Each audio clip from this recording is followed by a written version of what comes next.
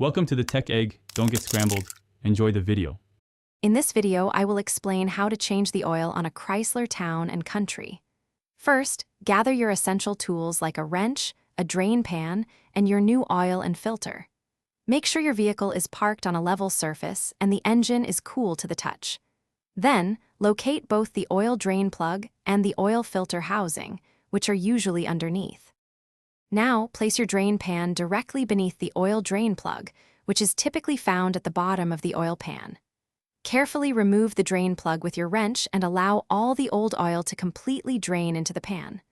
Once the oil flow stops, clean the area, then reinstall the drain plug, tightening it firmly. Next, position your drain pan under the oil filter housing, as some residual oil may drip out. Use an oil filter wrench to carefully remove the old filter. Before installing the new filter, apply a thin film of fresh oil to its rubber gasket.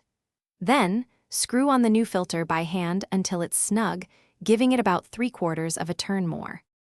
Finally, open the oil filler cap and carefully pour in the recommended amount of new engine oil.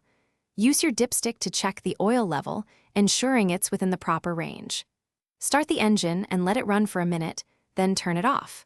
Recheck the oil level and inspect for any leaks around the drain plug and filter. Thanks for watching. Consider subscribing if I helped unscramble your problems.